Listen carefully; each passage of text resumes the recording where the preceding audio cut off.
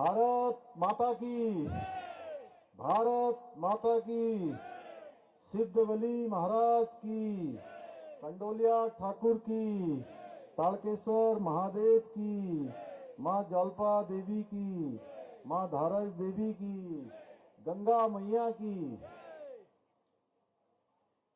न्यार महोत्सव के आज शुभारंभ अवसर पर मंच पर आसीन उत्तराखंड सरकार में मेरे साथ अनेक विभागों के मंत्री के नाते राज्य को आगे बढ़ाने में अपना अमूल्य योगदान देने वाले डॉक्टर धन सिंह रावत जी, यमकेश्वर विधानसभा की लोकप्रिय विधायक जो लगातार इस क्षेत्र के लिए संघर्ष करती हैं, लगातार विकास योजनाओं के लिए हमेशा प्रयत्नशील कर्मठ और जुझारू विधायक आदरणीय रेणु बिष्ट जी, पौड़ी क्षेत्र के पौड़ी विधानसभा के लोकप्रिय विधायक, बहुत ही सहज सरल भाई राजकुमार पौरी जी, भारतीय जनता पार्टी की जिलाध्यक्ष दीदी सुषमा रावत जी, ब्लॉक प्रमुख द्वारिखाल महेंद्र राणा जी, ब्लॉक प्रमुख कोट पूर्णिमा नेगी जी, ओबीसी मोर्चे के प्रदेश महामंत्री भरत लाल जी, नवनीत राजपूत जी, शशि रतूड़ी जी, हेमंत नेगी जी, क्रांति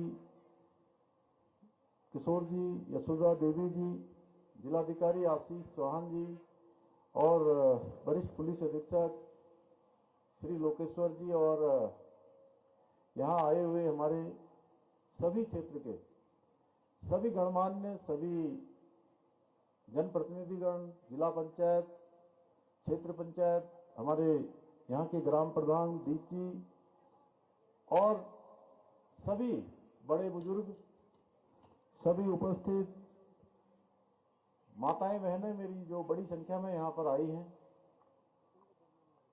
सभी मेरे नौजवान साथियों, उपस्थित पत्रकार मित्रों एवं छायाकार बंधुओं, हमारे साहसिक खेल के क्षेत्र में हमारे उपस्थित सभी खेल प्रेमी, एंगलिंग से जुड़े हुए सभी महानुभाव और पूरे विधानसभा और आसपास के विधानसभा क्षेत्रों से आए हुए सभी हमारे परिवारजन, स्वयं सहायता समूह की सभी बहनें, विभिन्न विभागों के हमारे अधिकारीगण, कर्मचारीगण, मैं सभी का आज इस न्यार महोत्सव के उद्घाटन अवसर पर आप सभी का अपनी ओर से हार्दिक स्वागत करता हूं, आप सबका अभिनंदन करता हूं और आप सबको मैं बहुत बधाई देता हूं।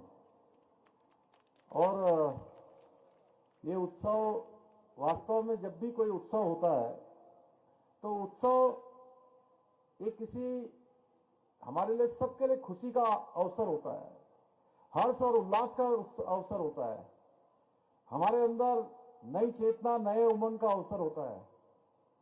और आप सब भी मैं देख रहा हूं दूर दूर से आज इस उत्सव में भाग लेने आए हैं। मैं इस अवसर पर गंगा मैया और न्यार नदी के संगम की इस पावन भूमि पर महर्षि व्यास की पवित्र तपस्थली को अपना मैं सौभाग्य मानता हूं कि मुझे इस पवित्र भूमि पर आकर आज यहां पूजा अर्चन करने का और आप सबके दर्शन करने का सौभाग्य प्राप्त हुआ। मैं इस भूमि को भी दोनों हाथ जोड़कर प्रणाम करता हूं। भाइयों बहनों, आप सबके बीच में आकर मुझे अत्यंत हर्ष का अनुभव हो रहा है, क्योंकि आज हम एक ऐसे महोत्सव का शुभारंभ करने जा रहे हैं जो न केवल इस क्षेत्र को पर्यटन की दृष्टि से आगे एक विकास और विस्तार दोनों देने का काम करेगा, यहां का पर्यटन बढ़ेगा, बल्कि यहां के लोगों की जो आर्थिक प्रगति है वह भी, उसमें भी एक महत्वपूर्ण भूमिका निभाएगा। जैसा कि आपकी विधायक जी ने यहां से कहा, रेणु जी ने, कि कुछ समय पहले ये डांगोत क्षेत्र हमारा, ये पिछले क्षेत्रों में इसकी गिनती होती थी, लेकिन मैं आज मां गंगा के समक्ष, मां गंगा को साक्षी मानकर कह रहा हूं कि आने वाले समय में इस क्षेत्र को विकास के क्षेत्र में, पर्यटन के क्षेत्र में विकास के पंख लगने वाले हैं। विकास के क्षेत्र में ये क्षेत्र आगे बढ़ने वाला है। भाइयों बहनों, ये न्यार महोत्सव हमारी सांस्कृतिक समृद्धि, साहसिक खेलों और पर्यटन की जो असीम संभावनाएं हैं, उन सबको सबके सामने ले जाने का एक अद्वितीय अवसर है। और इस प्रकार के महोत्सवों से निश्चित रूप से जहां क्षेत्र की पहचान बढ़ती है, क्षेत्र में जो पर्यटन और विकास की संभावनाएं होती हैं, उन संभावनाओं को पंख लगते हैं और हर दृष्टि से क्षेत्र के आगे बढ़ने में इस प्रकार के महोत्सव का बहुत ही महत्व है। ये हमारी जो परंपराएं हैं, पुराने समय में जो हमारे त्योहार होते थे, पर्व होते थे, महोत्सव होते थे, उनको और हमारी परंपराओं को जीवित रखने के लिए हमारी प्राकृतिक जो संपदाएं हैं, उन संपदाओं को संरक्षित करने और आने वाली जो हमारी नई पीढ़ी है, उन नई पीढ़ियों के लिए भी विकास के द्वार, विकास के रास्ते खोलने के लिए भी अत्यंत ही महत्वपूर्ण प्रयास होते हैं। हमारा प्रयास है कि इस महोत्सव के माध्यम से आने वाले वर्षों में यहां पर पर्यटकों को आकर्षित करने के अनेक रास्ते यहां पर बने। उसके साथ साथ स्थानीय संस्कृति और परंपराओं को भी संरक्षित और संवर्धित किया जाए, जो हमको प्रकृति के द्वारा प्रदत्त है। एक शानदार जो स्थान है, इस स्थान का भी संरक्षण हो। भाइयों बहनों, हमारा राज्य पर्यटन की दृष्टि से अत्यंत ही महत्वपूर्ण राज्य है और हमारे पौड़ी जनपद में तो पर्यटन की अपार संभावनाएं हैं। जब कहीं भी मैं बाहर जाता हूं देश में, तो लोग मुझे पूछते हैं कि आपके यहां पर्यटन के कौन कौन से स्थान प्रमुख स्थल हैं, कौन से डेस्टिनेशन हैं जहां पर पर्यटन के लिए आया जा सकता है। मैंने कहा, आप सब जानते हैं, आपने कुछ नाम जरूर हमारे यहां सुने होंगे। लोग देहरादून की बात करते हैं, ऋषिकेश की बात करते हैं, मसूरी की बात करते हैं, नैनीताल की बात करते हैं, हरिद्वार की बात करते हैं, औली की बात करते हैं, या मुक्तेश्वर की बात करते हैं, रामनगर की बात करते हैं, मुंशियारी की बात करते हैं। मैं उनसे कहता हूं कि आप अभी कुछ ही स्थानों की बात कर रहे हैं, और मैं अपने राज्य की बात करूं तो हमारे राज्य में हर एक स्थान एक नया डेस्टिनेशन है। जहां भी आपकी नजर जाएगी वहीं एक नया डेस्टिनेशन दिखाई देगा। आज ये डांगोत क्षेत्र में, ये बिचले क्षेत्र में, बिचला कह रही थी ना, बीच वाला क्षेत्र, तो बिचला क्षेत्र भी जो है हमारा एक नया डेस्टिनेशन है। मैं बधाई देना चाहता हूं विधायक जी को, हमारे जिला प्रशासन के लोगों को और आप सब लोगों को कि यहां पर एक शानदार महोत्सव हो रहा है, और इस महोत्सव के बाद ये तय मानिए यह भी हमारे राज्य का एक नया डेस्टिनेशन देश दुनिया के सामने होगा। हमारा प्रयास है कि इस महोत्सव के माध्यम से पर्यटक यहां आए, हमारी स्थानीय संस्कृति, हमारी परंपराएं वह भी आगे बढ़े। भाइयों बहनों, आज हम इन सभी संभावनाओं को पर्यटन के मानचित्र में लाने के लिए, उनको उजागर करने के लिए ही ऐसे 3 दिवसीय न्यार महोत्सव का आयोजन यहां पर किया जा रहा है। हम सभी जानते हैं कि हमारे राज्य के अंदर साहसिक पर्यटन के क्षेत्र में भी अनेक अनेक संभावनाएं हैं, और साहसिक पर्यटन का केंद्र बिंदु हमारा राज्य है। और इस प्रकार के महोत्सव से जो हमारे साहसिक पर्यटन के खेल हैं, उन खेलों को भी बढ़ावा मिलने वाला है। यहां पर राफ्टिंग हो रही है, मैं देख रहा हूं। पहले राफ्टिंग केवल एक स्थान पर होती थी, 2 स्थान पर होती थी। आज राफ्टिंग के भी नए नए डेस्टिनेशन खुल रहे हैं। राफ्टिंग करने वाले आएंगे तो निश्चित रूप से इस क्षेत्र में व्यापार भी बढ़ेगा, लोगों की आर्थिकी भी बढ़ेगा, उनका काम भी बढ़ेगा। आने वाले समय में पर्यटक यहाँ आएंगे तो नए होम स्टे खुलेंगे। हमारी बहनें स्वयं सहायता समूह की जो आज एक से एक अच्छा उत्पाद बना रही है। जब मैं वहां से निकल रहा था, मैं, धन सिंह जी, विधायक जी, हमारे सभी लोग, तो इतना अच्छा अच्छा वो तिल की चटनी बना के लाई है, घर से दाल की पकौड़ी बना के लाई है। उसको देखते ही मुंह में पानी आ जाता है। और इनके जो ये उत्पाद हैं, ये व्यंजन हैं, इनको भी पूरी देश दुनिया के अंदर पहचान मिलेगी।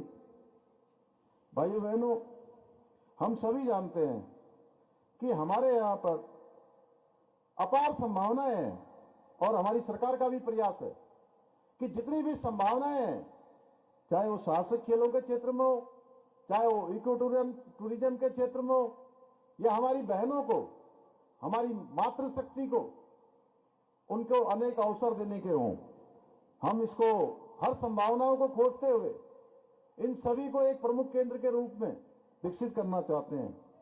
म्यार महोत्सव के दौरान आयोजित होने वाली यहां पर एंगलिंग, राफ्टिंग, कैंकिंग, ट्रैकिंग और साइकिलिंग जैसी जो साहसिक गतिविधियां हैं, वो हमारे साहसिक खेल के प्रेमियों को एक बड़ा मंच प्रदान करेगी और आने वाले समय में देश विदेश के पर्यटकों को भी इस क्षेत्र में आकर्षित करेगी। आज भी मैं देख रहा हूं ऋषिकेश के हमारे पूज्य स्वामी जी यहां पर आए हुए, कौन से स्वर्ग आश्रम, वर्णी आश्रम के स्वामी जी ने आज मुझे भी अपना आशीर्वाद प्रदान किया, मंत्री जी को, विधायक जी को, सभी को आशीर्वाद भी दिया। और आपके साथ एक बड़ा दल भी आया है। जरा सभी दल के लोगों को खड़ा कर दीजिए एक बार। हमारे विदेशों के तमाम लोग यहाँ पर आए हुए हैं। आपका भी हम देवभूमि उत्तराखंड आगमन पर आपका स्वागत करते हैं, आपका अभिनंदन करते हैं। एक बार जोर से तालियां बजा दीजिए। ये तो उत्सव हो रहा है और ये हमारे उत्सव में भाग लेने आए हैं। हम सबका कर्तव्य है कि हम सबका स्वागत करें। स्वामी जी, आपका और आपकी टीम का सबका स्वागत, वेलकम देवभूमि उत्तराखंड में।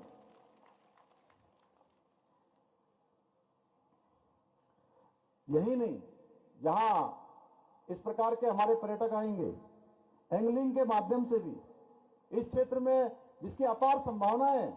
मैं देख रहा था देहरादून से श्री पंत जी और उनकी पूरी टीम आई हुई है। कोई लैसीडॉन से आया हुआ है, कोई मारचूला से आया है, कोई अल्मोड़ा से आया है, अनेक अनेक क्षेत्रों से आए हैं। तमाम लोग मुझे मिले हैं यहाँ पर।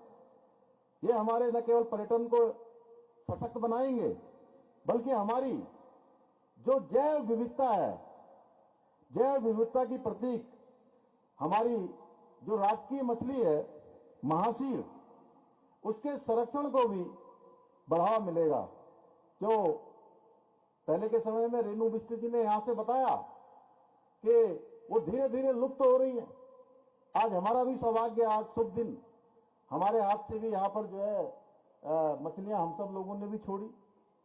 हमने भी उनको गंगा जी में अर्पित किया। यहाँ पर आने वाले समय में वह भी एक हमारे पर्यटन का एक बड़ा केंद्र, बड़ा माध्यम बनने वाली है। मुझे ये भी बताया गया है कि इस फेस्टिवल के माध्यम से जो साहसिक गतिविधियों के अलावा जो गंगा पथ है, उसकी ट्रैकिंग और गंगा आरती जैसी गतिविधियां भी यहाँ शामिल की गई हैं, जिससे जो हमारी पौराणिक चारधाम यात्रा है, उस चारधाम यात्रा के जो ऐतिहासिक महत्व हैं, उस महत्व को उजागर करने के लिए भी गंगा पथ पर सैर का आयोजन किया जाएगा।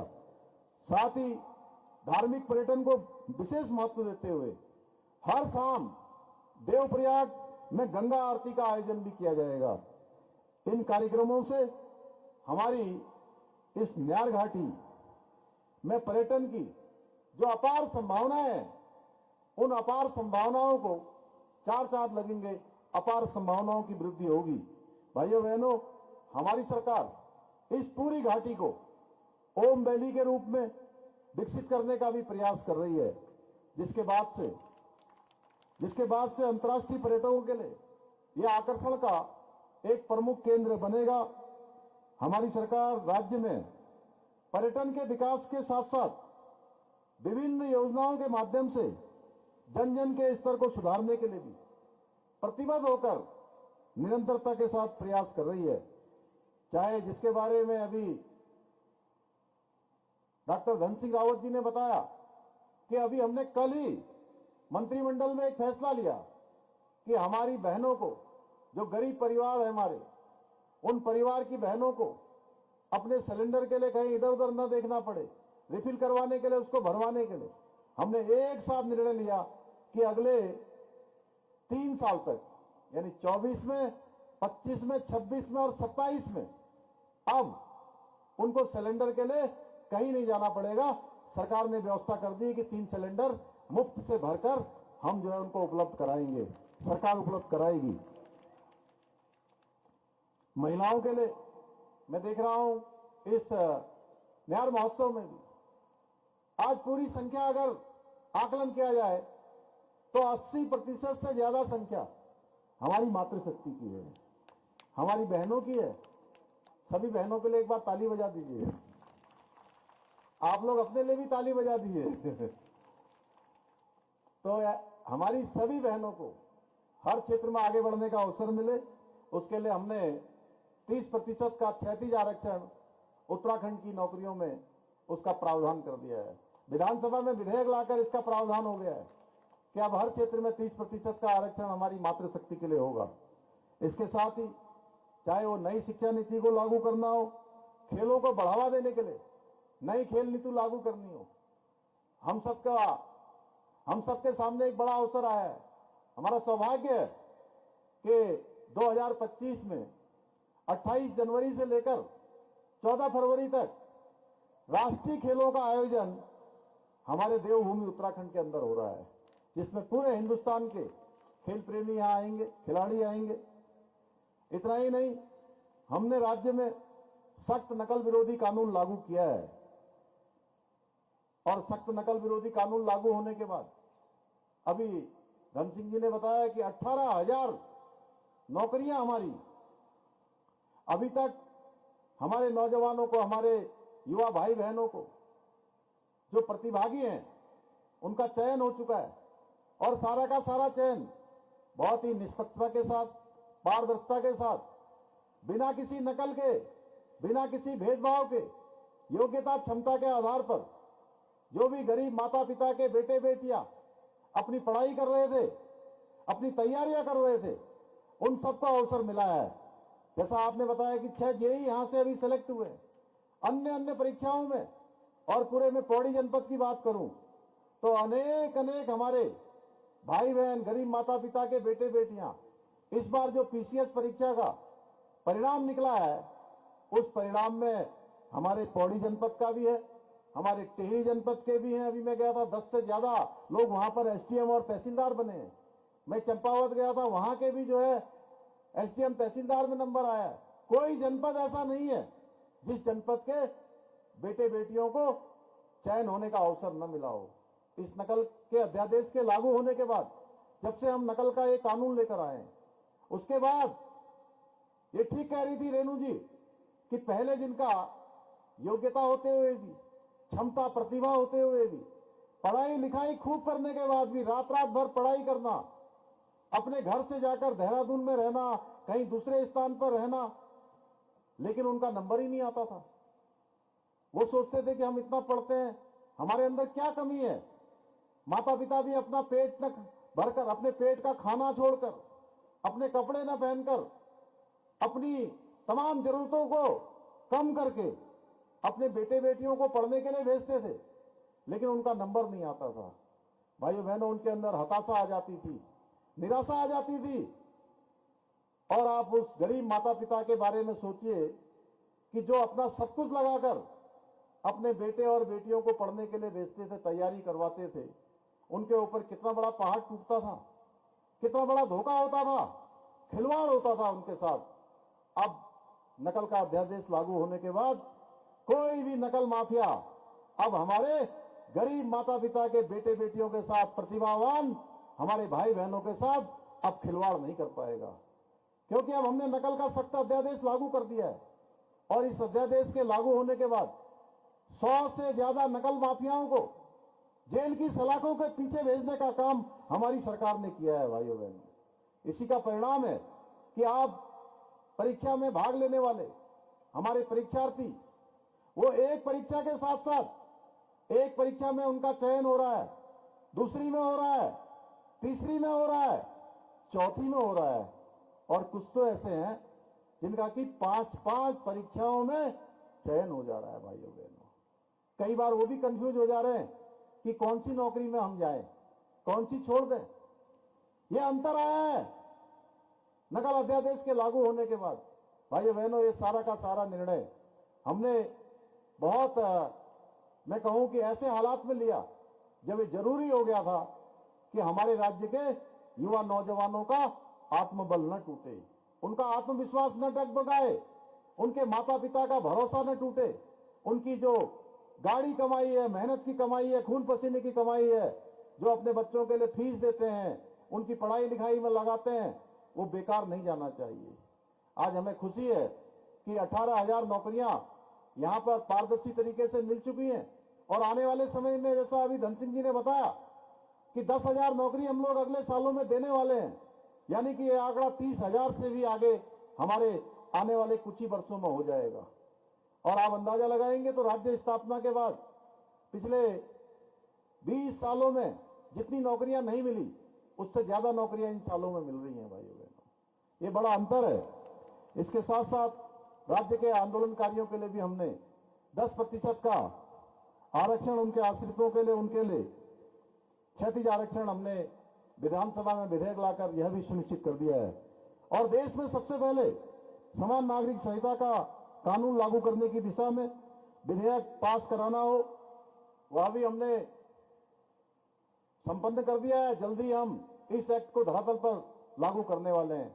जबरन धर्मांतरण रोकने के लिए कानून बनाना हो, या आप देख रहे होंगे लैंड जिहाद, और एक नया अभी आया है थूक जिहाद। हमने थूक जिहाद के खिलाफ भी निर्णायक लड़ाई कार्रवाई करना प्रारंभ कर दिया है भाइयों बहनों, कि देवभूमि में इस प्रकार के कुकृत्यों का कोई स्थान नहीं है। देवभूमि में लोग आते हैं कि देवभूमि स्वच्छ होगी, यहां अच्छा शुद्ध खाना मिलेगा, शुद्ध पानी मिलेगा, शुद्ध खाद्य पदार्थ मिलेंगे, उनमें थूकने की प्रवृत्ति, ये किसी भी कीमत पर इसको यहां सहन नहीं किया जा सकता भाइयों बहनों। कोई इसको ठीक नहीं मानेगा, इसलिए हमने इसके खिलाफ भी कठोर कार्रवाई करने का निर्णय लिया है। जगह जगह इसकी चेकिंग का अभियान चलाया है। कोई पकड़ा जाएगा तो उसके खिलाफ कार्रवाई की जाएगी। भाइयों बहनों, आज हम हर वो काम कर रहे हैं जो पहले की सरकारों ने ठंडे बस्ते में डाल दिया करती थी। भाइयों बहनों, हमारी सरकार पूरे पौड़ी जनपद के विभिन्न जन कल्याणकारी योजनाओं को हमने यहां लागू किया है। पर्यटन को प्रोत्साहित करने के लिए पौड़ी के अंतर्गत पौराणिक चारधाम पैदल यात्रा मार्ग को पुनर्जीवित और विकसित करने का कार्य भी प्रारंभ किया गया है। साथ ही श्रीनगर में अलकनंदा नदी के किनारे गंगा संस्कृति केंद्र का निर्माण कार्य भी किया जा रहा है। इसके अतिरिक्त हमने भारत के पूर्व सीडीएस स्वर्गीय जनरल बिपिन रावत जी के सम्मान में पौड़ी के कंडोलिया मैदान के निकट 100 मीटर ऊंचाई वाले तिरंगे झंडे को लगाने के साथ ही एक पार्क का भी निर्माण किया है, आप सब लोगों ने देखा होगा। इसके साथ ही ट्राइडेंट पार्क निर्माण, पुराने कलेक्ट्रेट भवन को हेरिटेज भवन के रूप में विकसित करना, धारी देवी पैदल मार्ग, श्रीनगर में गोला पार्क का सौंदर्यीकरण कार्य जैसे विभिन्न योजनाओं पर कार्य किया जा रहा है। इसके साथ ही जैसा अभी रेणु जी ने बताया, सिंगटाली पुल के लिए भी समस्त औपचारिकताएं पूरी हो गई हैं। जल्दी ही जो है उस पर भी कार्य प्रारंभ होगा।